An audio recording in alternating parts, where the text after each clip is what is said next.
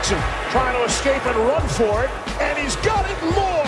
Lamar Jackson down the sideline. Will they give it to him? They will. Touchdown, Baltimore.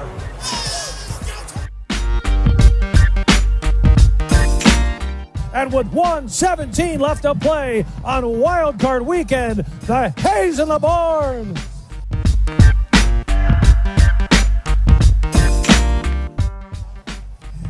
Oh my God! I wish you guys could. I wish we had a camera in here so you could see what we're doing. We're just a bunch of clowns in here. How much fun is that?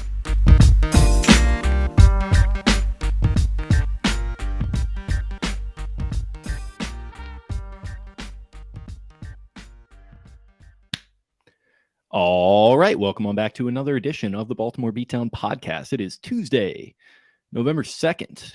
My name is Jake Luke. I'm joined on my screen by Spencer Nathaniel Schultz. How's it going, bud?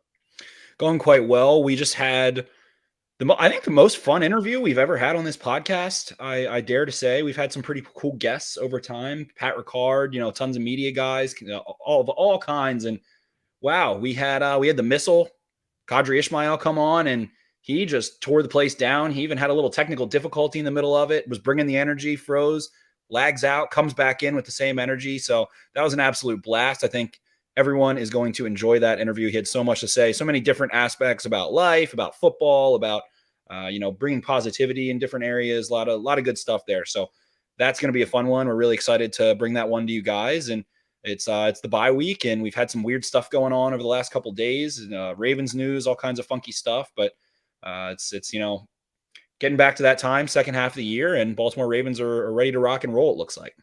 Yeah, definitely. It was, I wish I would say that, or I wish I could say that I'm surprised, but like knowing him and like watching his broadcasts over the years and how much fun of a player he was, I didn't really get a chance to watch a ton of him, but like if you go back and watch videos and like the America's Game from 2000, he's kind of all over that, just as a lively character. So it's been a while in the making. Like he and I had traded DMs like a while back, and we just weren't able to work the timing out, but the fact that we were able to finally work it out, I think was really great. And, yeah, just a life-affirming chat with him. I think you guys are really going to enjoy this one. It's a ton of fun. He's I don't think shy in being a little bit of a homer, but he also brings some good analysis, and that's kind of what we go for on this program here. So I think it was a good personality match in that respect, and I think he's exactly. That's a good way to put it. It was definitely a personality match. Definitely. And there is some news to get to, but before we get into that, do you want to talk about Zooboot? I do want to talk about Zooboot. I am pumped to talk about Zooboot. Baltimore Beatdown Podcast has a new official sponsor, and we're super excited to talk about it. We're going to be ripping and roaring with them. Get us started, Jakey boy. So they are now, as you mentioned, an official sponsor of the pod. So support the pod and be game day ready with the official Baltimore Beatdown Podcast wallet, which I have in the other room. I'm going to have to go get that at some point. So Zooboot's premium designed wallets are built from high performance aluminum secured with RFID technology and backed by an exclusive warranty. Zooboot wallet prints are vibrant, and there are a ton of amazing designs to choose from. Zooboot wallets are also 100% customizable to fit any activity and lifestyle. They are perfect for going to the game or concert, going out to the bar or restaurant, going for a hike or a run. Wherever you go and whatever you do, there is a Zooboot wallet for you. Go to zooboot.com. That is ZUBOOT.com/discount/podcast beatdown, or use the promo code podcast beatdown, all one word, at checkout to get 15% off your order. And to get your very own Baltimore Beatdown Podcast wallet, search for it in the search bar at the top of our website. Again, visit zooboot.com/discount/podcast beatdown today. That is ZUBOOT. One more time. Zooboot, life is yours. Live it up.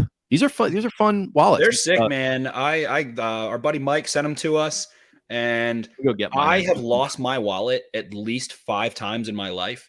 No BS. Like I always lose my wallet, or I always have a card slip out. So then I have the iPhone, and I start, using the money clip on the back of the iPhone, and then a card falls out, and then I don't know where my license is, and I have to replace my license, and then I don't have my license. Stupid stuff like that has happened to me so much. These things, the best part about Zooboot to me is the fact that they are aluminum, and you can feel it. It's has a little bit of weight to it. It's not heavy, but it has weight to it. And it's so compact. It can hold up to 12 cards. What we think they're sick for is, number one, going to the bar. Number two, use them as a game day wallet. I know PSL owners, or people who own season tickets, you get your PSL card, you take that to the team store, get some discount off of gear. Maybe you just want to have a game day wallet that you can have a couple fun things in there, or one specific card that you want to use. You can just take ID, your PSL card, and a debit card or a credit card to the game and not have to think about it. So I think they're sick for that. You can customize them. You can put any image you want. So if there's a special occasion that you want to put on there, if you want to put your kids on there, if you want to put any of your loved ones, anything like that, you can use Podcast Beatdown, that code. And I'm really excited to have mine. We did get a free one, and it is freaking sick. I've already put all my stuff in there. I am pumped to have it. I just like having the weight of it and how compact it is. It has a nice money clip on the back too. If you don't really carry around cash, you can also use that in your jeans, because you have the little change pouch usually in your jeans. So you can just clip it to your jeans that way. So it's extra secure too. So Zooboot is freaking sick. We're really pumped to have a partnership with them, and super excited to, be able to offer something that we actually really like and think that our listeners are too. So make sure to go to zooboot.com and use Podcast Beatdown. Don't have to just use it on our wallet, can use it on any wallet in the Zooboot store, even if you're designing your own. So definitely take advantage of that, especially with the holidays coming up and all that good stuff. We appreciate you guys listening, and hope you guys take our word for it, man, because advertisements can be BS and stuff, but these are no joke, so sick. So enjoy. Yeah, they're awesome. My brother's actually been in the Slim wallet game for a little bit, and I kind of alternate a little bit. I use my main wallet for just certain different things. It's actually, my main wallet is big enough for my vaccine card, so I kind of still hang on to it for that purpose. But the Zooboot, like I said, it's slim. It gives you the opportunity to carry your cards around in a little bit more of an efficient manner. So I've been rocking it as well in the week since I've gotten it. It's a little finger slip too, so they're so easy to just pop out. Yeah, it is right there. So yeah, they're really fun. They're really cool and stylish, and they look good. And you can get our podcast logo on it if you so choose to help support the boys. But like Spencer said, you can use them on any product on their site, and it comes highly recommended from us. So check out zooboot.com/discount/podcast beatdown. Cool. Sweet. All right. So there is a little bit of news to talk about in the I guess I would say the unfortunate category, in that over the bye week, Malik Harrison, I guess he's from Cleveland. I know he's obviously he's from Columbus. He's from Columbus. So he was in Cleveland over the weekend, I believe. And turns out he was at a party. I don't know if it was like a Halloween party or what, but it sounds like he took a stray bullet to the calf. So he has been shot, but he's going to be okay. It sounds like he is on his way back to Baltimore right now. And from John Harbaugh's press conference, it sounds like everything is going to be okay, but a scary situation here with Malik Harrison. Definitely.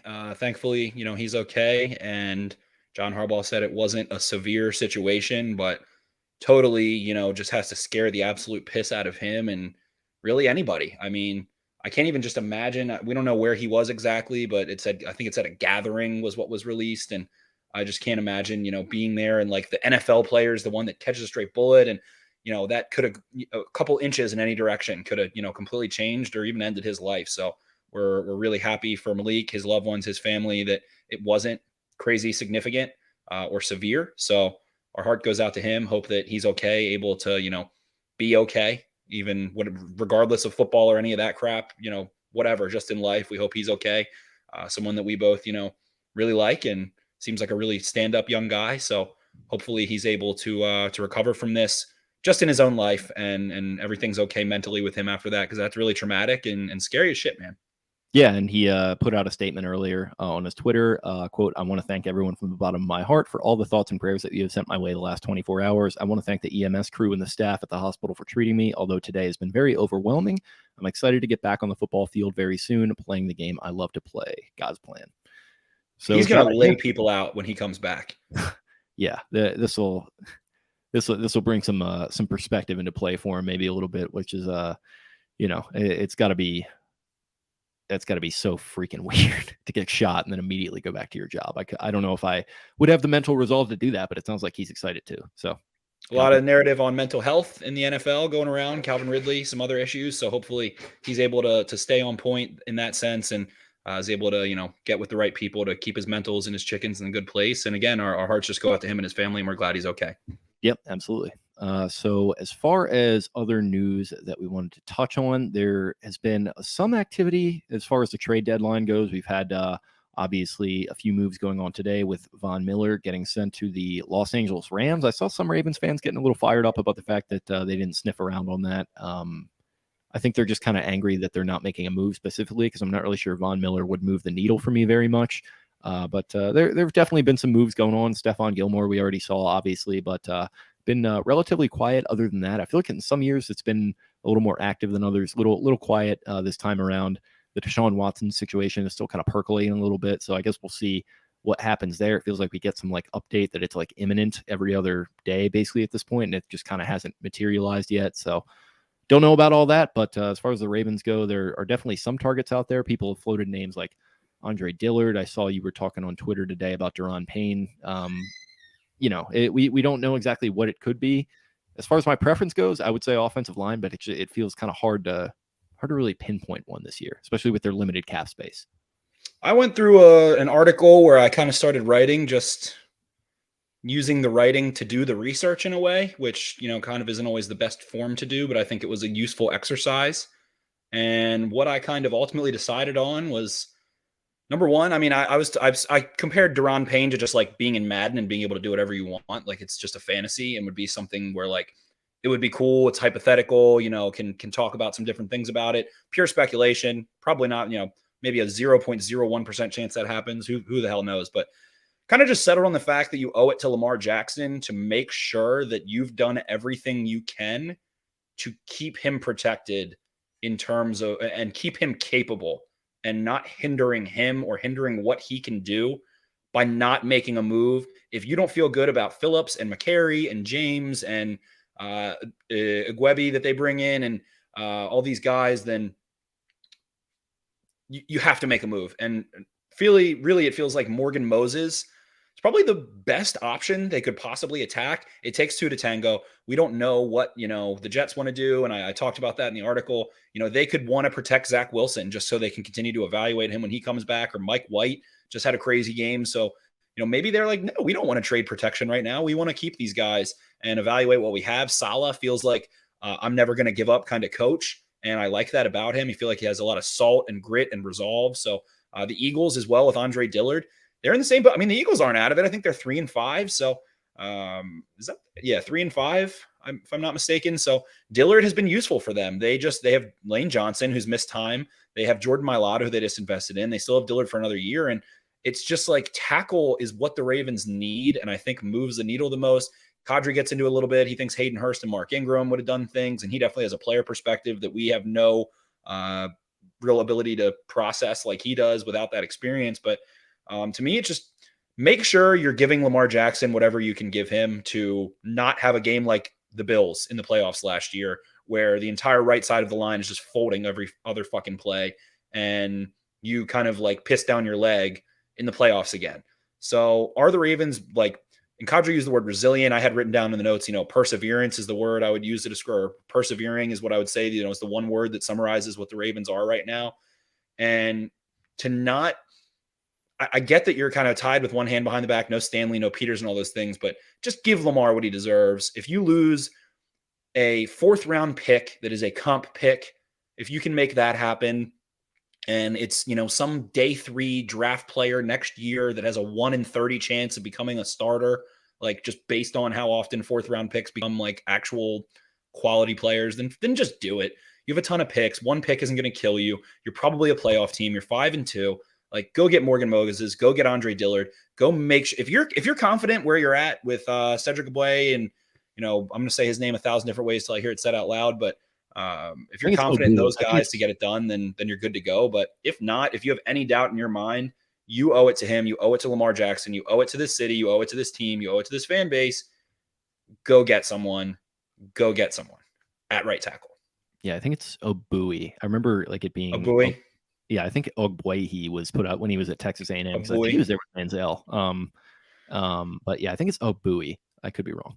But yeah, I'm in total agreement. I think if you've shown that it's your MO and that's certainly helped you at times, then you should do something. You should find a way. And like I would prefer it to be offensive line. It doesn't have to be, though. Like, I never would have thought that Marcus Peters would be a necessary acquisition, but they go out and do that, and they get themselves not only a good player for 2019, but it turns out a cornerstone player for this franchise that might be in the fold for a very long time. So if you find some value in that respect and you can go and get that, then I think that's going to be a good thing for you to do, especially as you enter into a little bit of a transitional period with Jackson's contract coming up, which obviously is sort of the elephant in the room with all of this stuff. But ultimately, if the move is there to be made, then make it and don't look back, because you are, to that point, entering a transitory phase. And honestly, like, it, to me, it almost is more about what's going on around you. Like, if we're talking about like last year and I'm looking at the Chiefs last year, I'm just like, you know what, like, they're not going to get past the Chiefs no matter what they do. Now the Chiefs are looking mortal.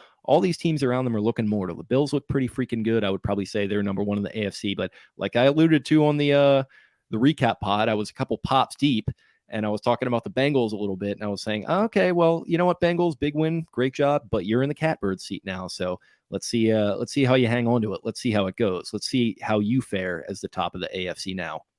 Look what happens. So it's almost like cartoonish how quickly they pissed on themselves. Like they immediately, like they have a little bit of a franchise history with that kind of stuff. But we don't have to get, this doesn't have to be a dumping on the Bengals thing, but it's just kind of, it's funny how that works.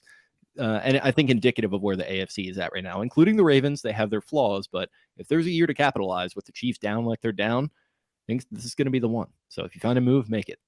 And Lamar, at the same time, you know, we feel that this contract is inevitable. He is the Ravens quarterback of now, the past, the present, and the future at this point. You know, he's in year 4. He's been there a couple years. He's doing it now. He's still trying to earn those dollars.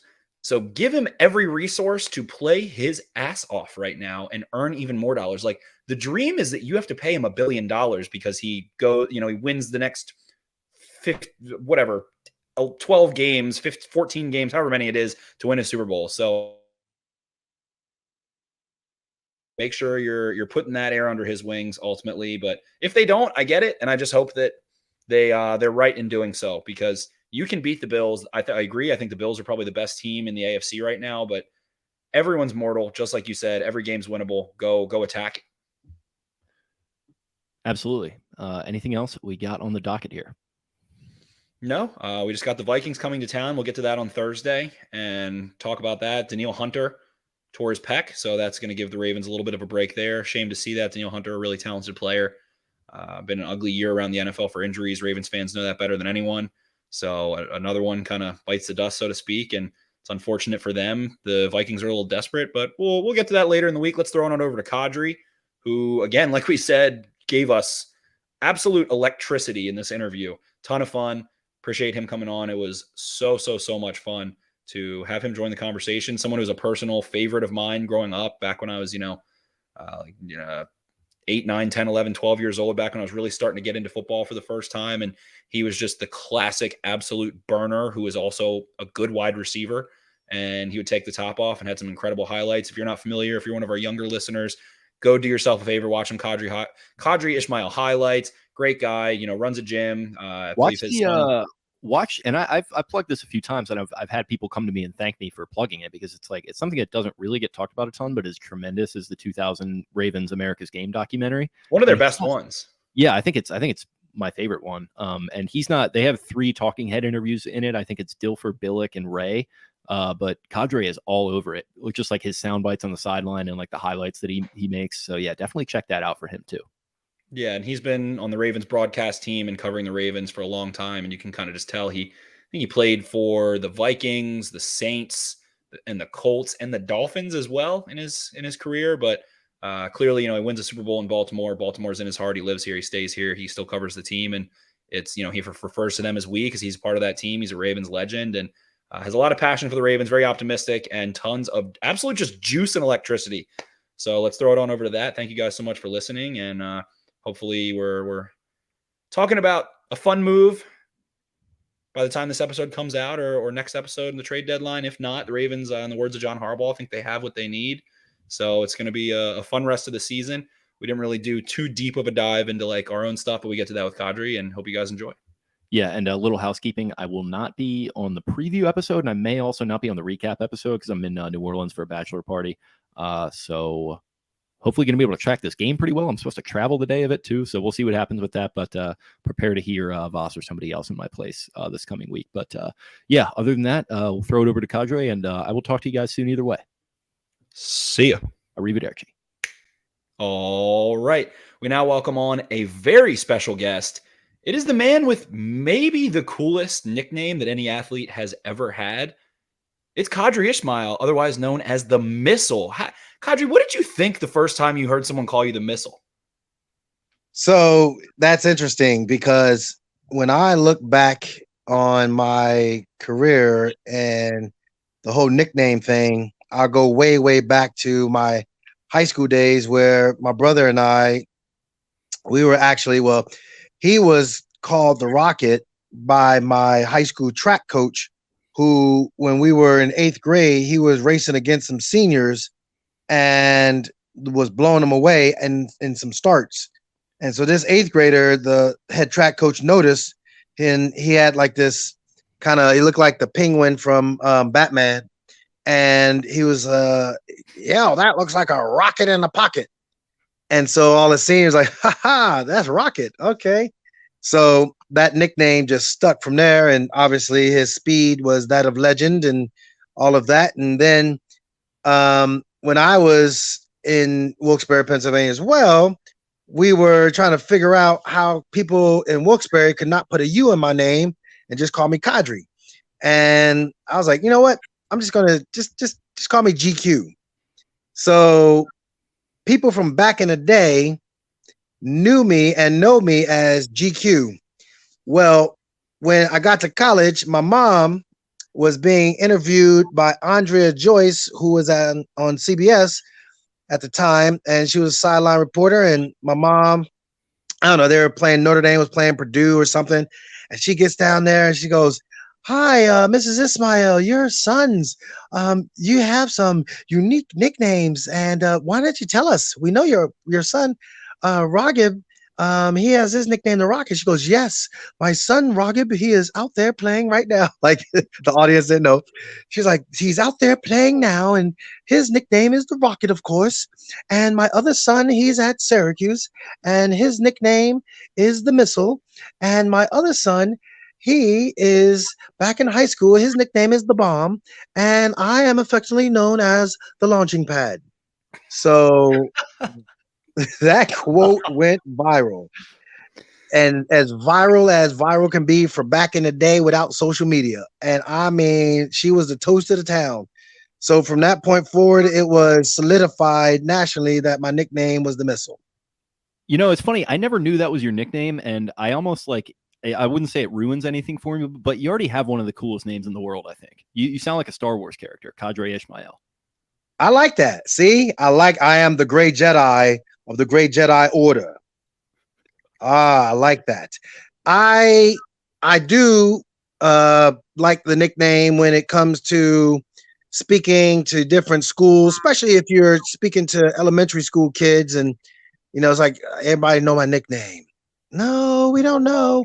Okay, do you guys know I am faster than all of you?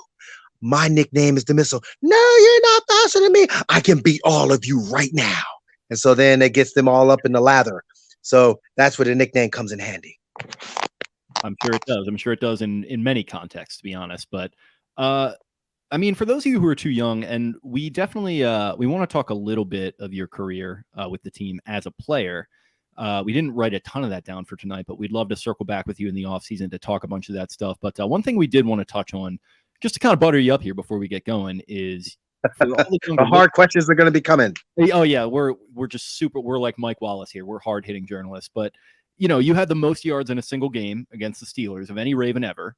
What did it feel like absolutely dominating the Steelers in the third quarter of that December day? Which is a little bit of a Chris Farley, hey, remember when you did this? That was really cool. But how was that?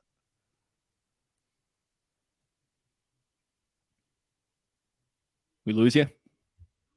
That's what happens when you start talking about the Steelers. They just try to jack you all up. You know what? I was gonna cut you cutting out of that, but now that you said that, this is gonna stay in. Good. See, that's what happened. They try to No, what actually did happen, to be all honest with you, is that the people from Cleveland, they were all just verklempt because they knew that their off-season championship that they win every year, like, wow, oh my God, Cleveland's gone to the playoffs this year. Okay, said the analyst that knows nothing. And then all of a sudden we get on, we're about to talk some shop, and then they just jinxed us, and it just froze the whole thing. So you were saying something about dominating Pittsburgh, as we always do, but Of course. something about back in the day domination. I shall tell you and regale the story of 258 yards of pure, unadulterated awesomeness by the missile, number 87. So here's the crazy thing about it. We go in at halftime. Brian Billick was literally pissed. Why? Because our passing offense was like next to nothing. It was awful. It was terrible. And I was sitting there saying, okay, I was brought in here. I know his offense. I know what to do. I'm supposed to be the big man on campus and do this thing. Well, unfortunately, I didn't show anything for it in the first half. I need to go ahead and redeem the receiving core. And so I went out. First play was a backside, what we call dig route. So it was a 15-yard end cut. And I think it was Chad Scott, the defensive back. I beat him, catch it, turn up field. And it was like a cloudy day. It was December. But it wasn't bad, though. It was Three Rivers Stadium. That doesn't exist anymore. But it turned into one of those times where everything, I just could do no wrong. And it felt like I was out at practice, just running routes on air, how I was, going at it with the different defensive backs. I had 2 of the 3 touchdowns. All 3 went for 50 yards or more. Look that up. NFL top, I think, 6 all time at that time, maybe top 3 for 250 plus 3 touchdowns that went for 50 plus yards. I don't know where it stands today. Could be broken. Who knows? Anyway, I digress. Then 2 of the plays were skinny posts that went for a touchdown. And then the third one was a stop and go that went for the final and third touchdown. And you look back on it, 258 yards, offensive player of the week. And it still stands to today. So there's something to be said about longevity. And it's interesting you bring up longevity. And also, you took a lick in that game, if I recall correctly, from Shields, that DB. And I think I wrote it down. And so, yeah, here it is. Rib, lung, intestine, and kidney. He gave me a hit, but didn't wrap up, said Ismail, who fought stomach muscle spasms the rest of the game. Feels good now, but it hurts. I think a win cures a lot of the aches and pains. So even after going off, taking a lick, you still had a little tongue-in-cheek there for him. Just a little salt in the wound for Pittsburgh as usual, Qadry. And the crazy thing about it, I think they cut him. I don't know if he finished out the season, but eventually he was gone from the team after that display. He sized me up well. I mean, he came down from his free safety position, and my ribs were exposed, my spleen. I had a little bit of the kidney, but the liver was on the other side, so it was a little bit, protected. And as I went up, boom, it just hit me. Literally, as I was going down, I see the yellow end zone, and I was like, wow, what if I just laid down there as opposed to here? I think I can score. And so all of the things that was within me said run. So I don't know if Forrest Gump was out then, but it was like a Forrest Gump run, Forrest run type of a moment. Ran into the end zone and literally just fell down. And my boys came over, yo, Q, you all right? I was like, no, I just, it hurts. So the trainers came over and I was like, all right, Q, you scored a touchdown. What happened? I was like, it hurts.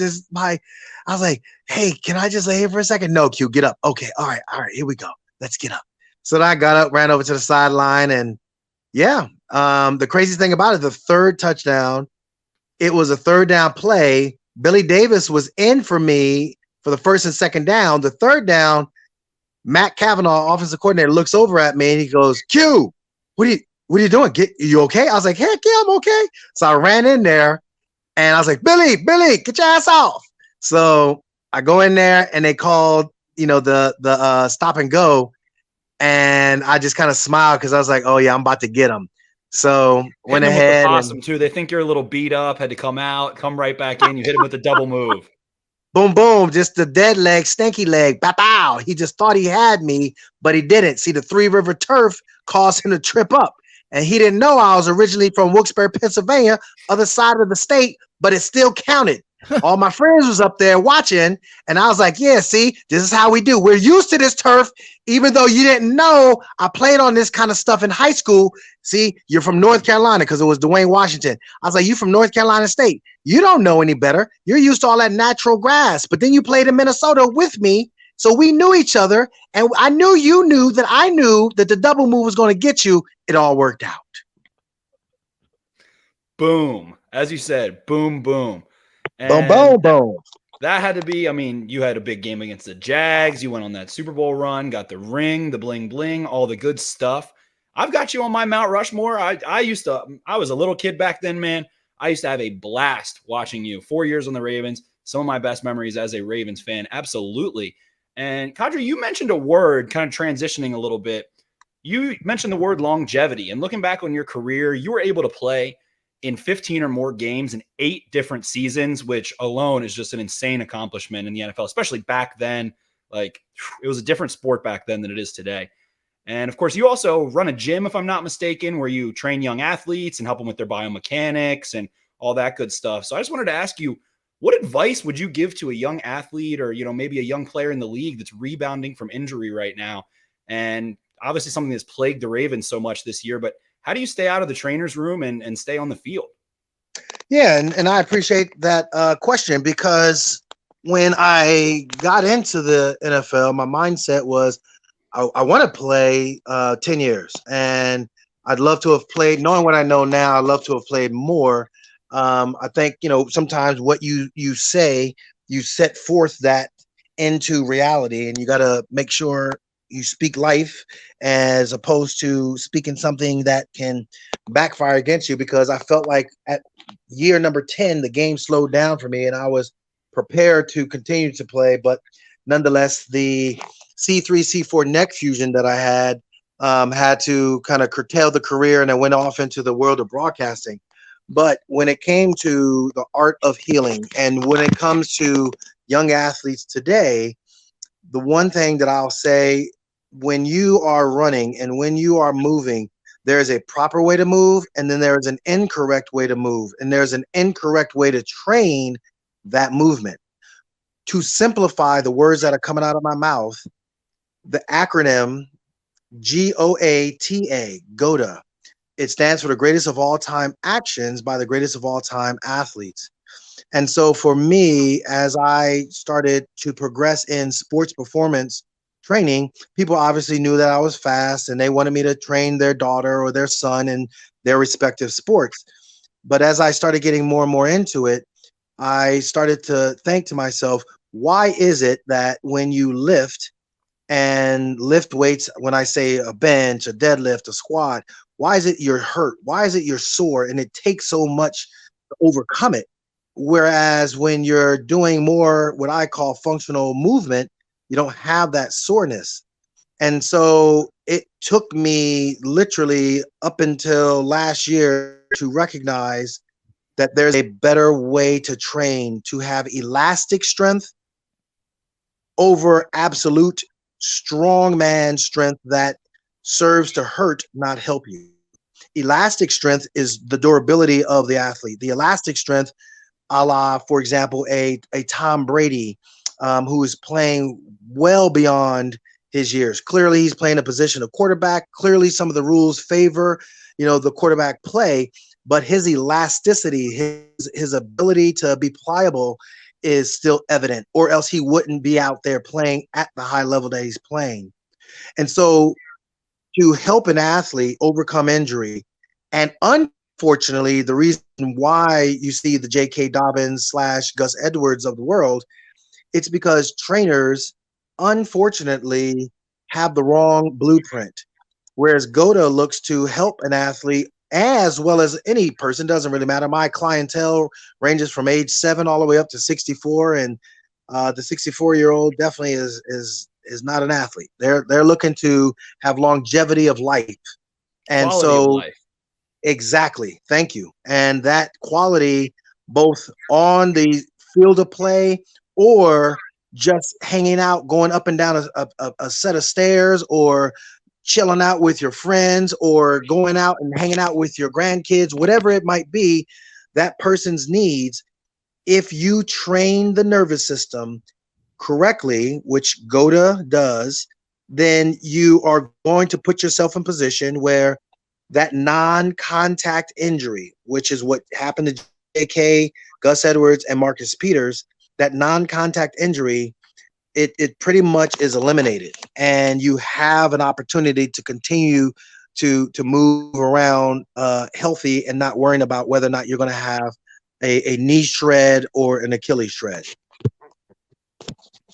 Yeah, it's really interesting, and I think it's something that I'm glad that you're kind of touching on and that we're talking about a little bit, because it is sort of a more nuanced conversation than you see on Twitter a lot of the time, where some of these injuries happen and, people on Twitter immediately start to kind of call out the Ravens training staff and all that kind of stuff. And unfortunately, like, it is sort of a thing where there is some personal responsibility to it as well, where you got to stay on top of it. And also freak injuries can just happen. So I think that's a really interesting conversation, and that's great stuff that you're doing there. But we have kind of danced around it a little bit. We did bring you on to talk about this 2021 Ravens team a little bit.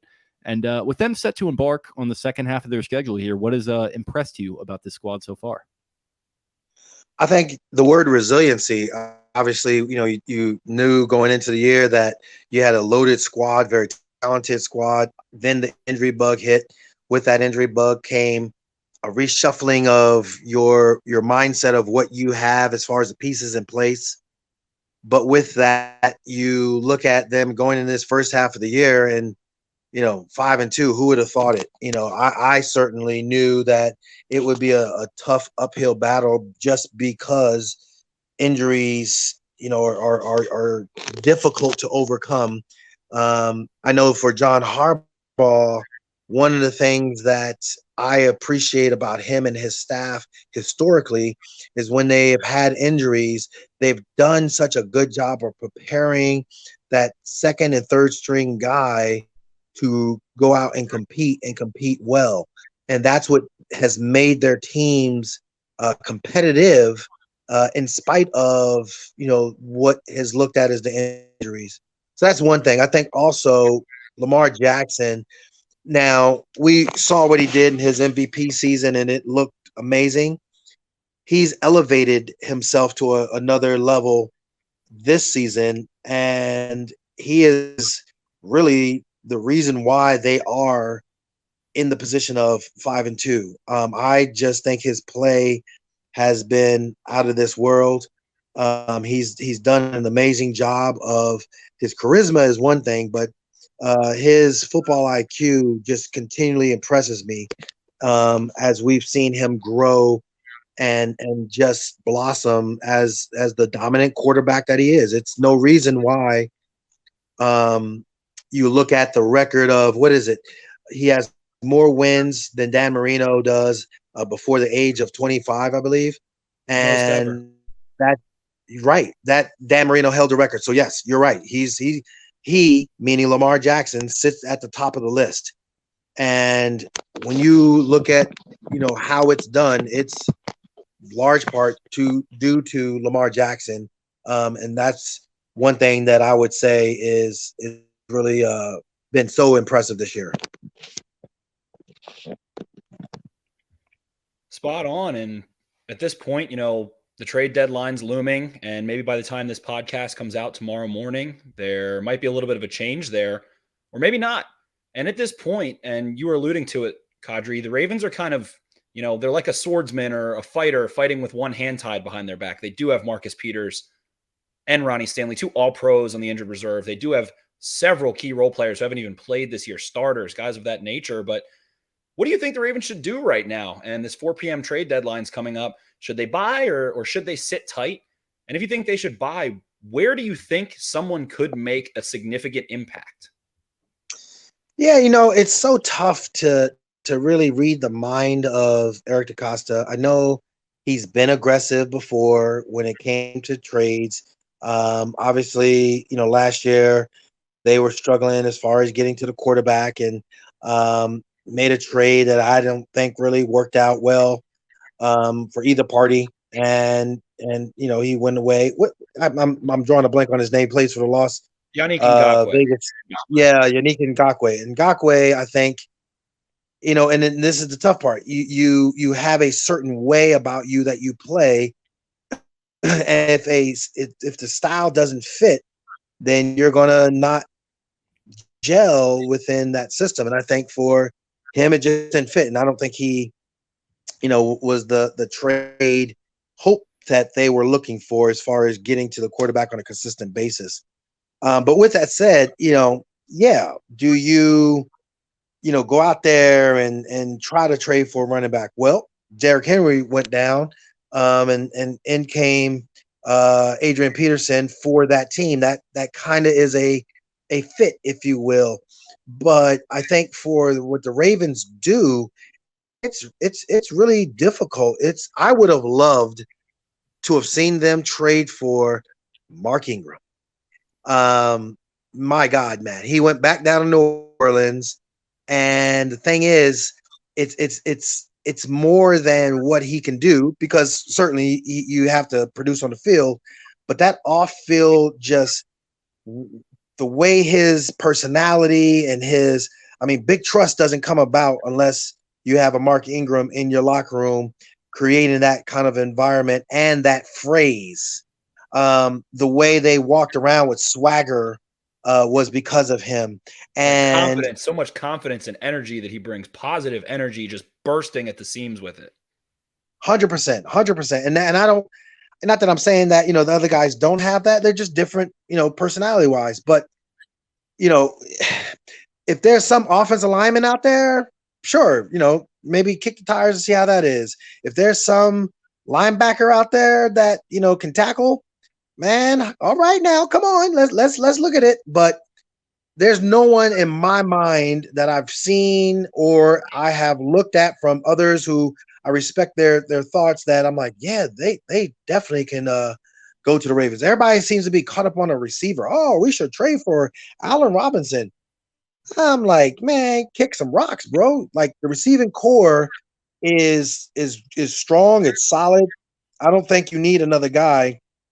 I just think you need all hands on deck, healthy. And I think those guys are going to be coming back. When I say those guys, meaning Sammy Watkins. And I think, the more Bateman plays, the more he's going to get into his groove. I still think that Duvernay and Prochet, they both are hungry. So that hunger motivates them to keep showing up, even if they get one or two breadcrumbs at the table. If they're open, Lamar's going to find them. So that whole receiver thing, I don't agree with, as far as like, oh, we need to trade for a receiver. I don't agree with that at all. They're so much better at that spot than they were a year ago. And I think they went into the offseason with a renewed focus to really fix it. And I think it's paying dividends. What do you see as a receiver that they're doing differently this year that's, allowed them to facilitate this improvement? What would be amazing? I'm not speed bumping over your question. Would be if Hayden Hurst was traded back to the Ravens and we had bully ball all over again. Boyle's coming back too. Should be, this week, next week. I'm about to say, yes, sir. Nick Boyle, Hayden Hurst, and Mark Andrews. I mean, them dudes defined what bully ball was all about. And I thought, they shined tremendously. But if there was a trade, that's who I would love to see back in the fold. But you were saying about the receivers as far as the group as a whole? Yeah, what is I'm just curious, if you have any kind of insight from your experience playing, are they doing anything differently? Do you think it's the coaching additions that have been kind of much bandied about? What do you think is the improvement there? 1,000%. 1,000%. The art of receiver with both Keith Williams as well as T. Martin, it's so just on the same page better. Then you add in the route concepts that they put into play, and Greg Roman, give him credit for, not having an ego, but recognizing, hey, all right, well, let's put this into action. And, I think they had a plan A, which was amazing, which was, we're going to run the ball down your throat, but then they also had a weak plan B, which was throwing the ball. This year, you don't beat the Chiefs if you're not throwing the ball. This year, you don't get to kick a 66-yarder if you don't convert on a 4th and 23.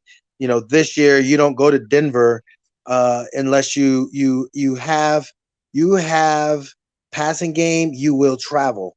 It is one of those things where they have a good, strong plan B. If you think you can stop us, we got something that can thwart your efforts. So long story short of it, I think this year is a combination, yes, a good, strong offseason mixed in with the fact that you have coaches that are infusing and empowering these guys with wisdom and knowledge of the art of playing wide receiver. Beautifully said. And yeah, when hard work meets talent, you're going to have those positive results there. And the Ravens have absolutely had that. The irony of maybe the run game not being as legendary as it has been the last couple of years. But like you said, that pass game will travel. You can quiet a crowd with a quick passing game, and Ravens have been able to do it. So with everything that we've kind of mentioned here, we wanted to get you to play a little fortune teller. And we've had some fun cartoonish voices and things. So I think the little crystal ball coming out suits perfectly. So when you think, now let's look ahead, when this 2021 season is all wrapped up, it's the off season, it's, mid-late February, we're getting ready for free agency and the draft. What is the narrative around this Ravens team? Where were they to end this season? And what are they looking like going into next year? So if my crystal ball is clear and working correctly, that means that we didn't have a lot of snow in the wintertime. And when I go out there and watch the games, I'm going to be able to travel to and fro on the Beltway without having to worry about people driving crazy. So that's good. That's good. I don't know if that's ever going to happen, but okay. All right. Crystal ball time now. Come on now. You gotta like bam, bam, have some vision. All right.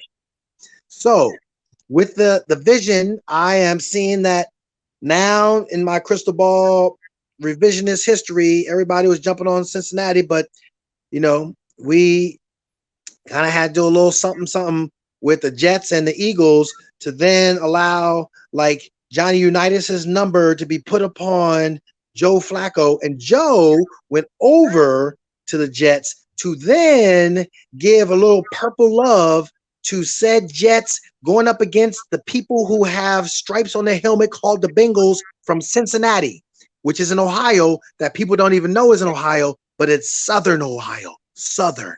Because of that Southernality, they got their asses whooped. Now that they got them whooped, hey, they're not the king of the mountain in the AFC North anymore. Okay. So we allowed all that hype to just get on them, and they just pooped the bed. And Joe Flacco with his Johnny Unitas number plus, Super Bowl MVP for the Ravens back in 2012, all of that just came together, and now I see a clear shot to win the AFC North.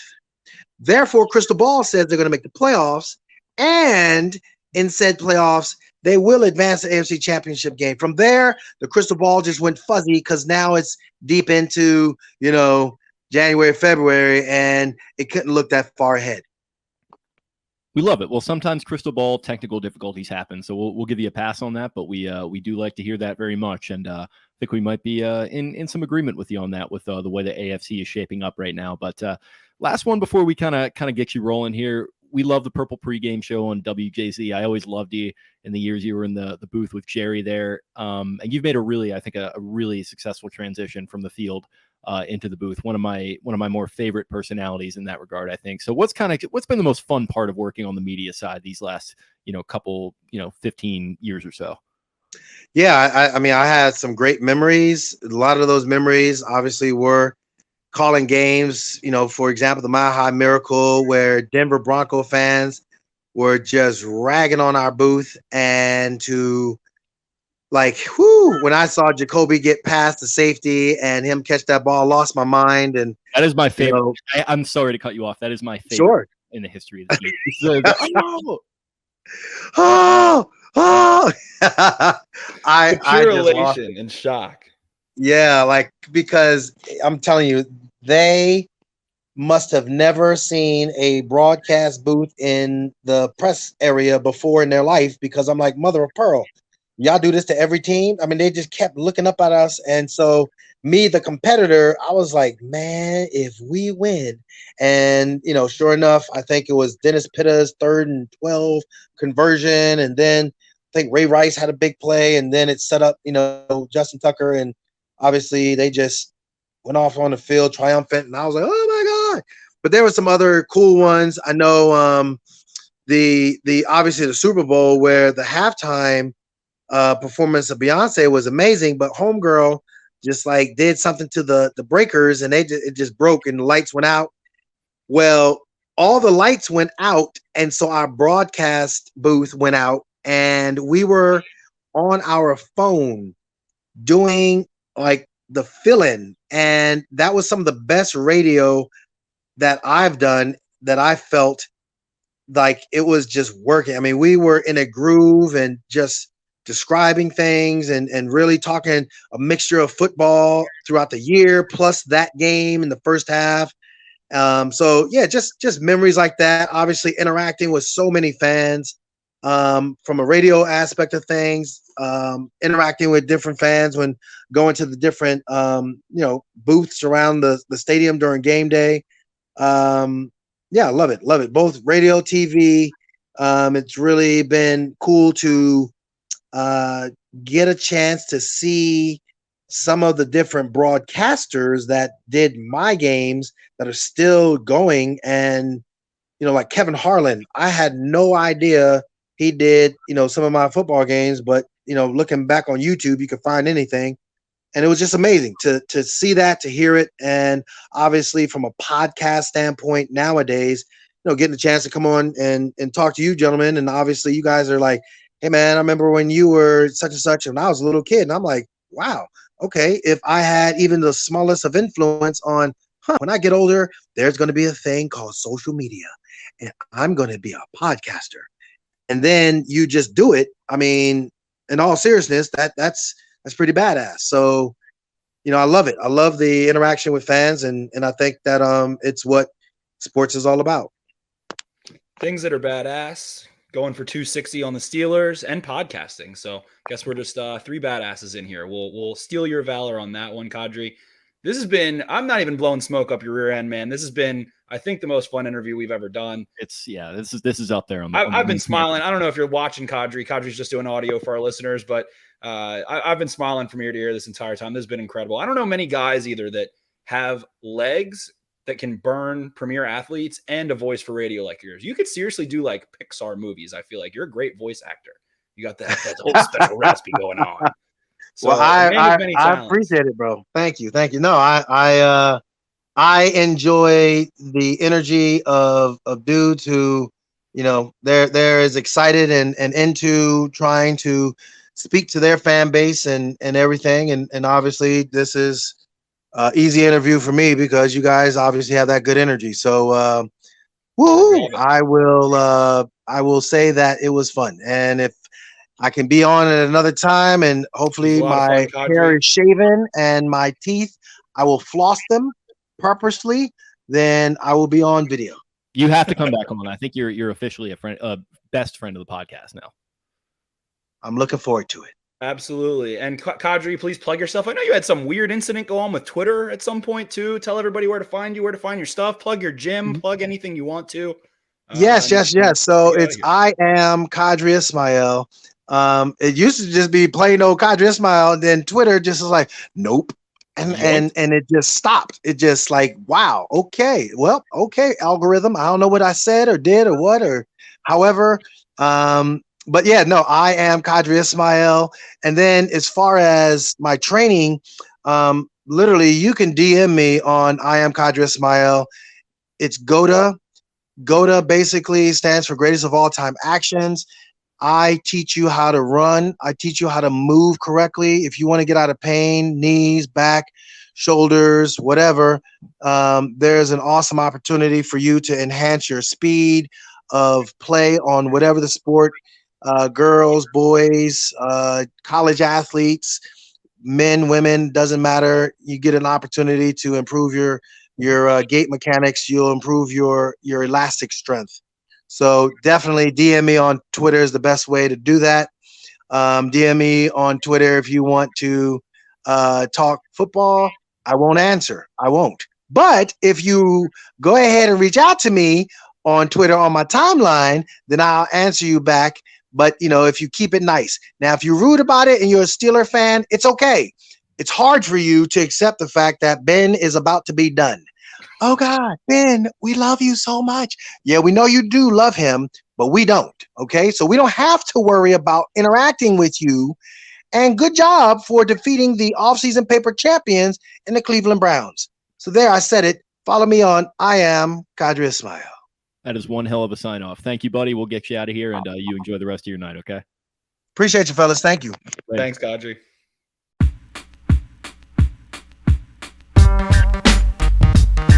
Gorlami.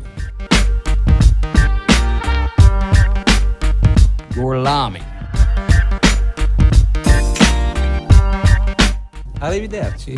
Arrivederci. Arrivederci. Arrivederci.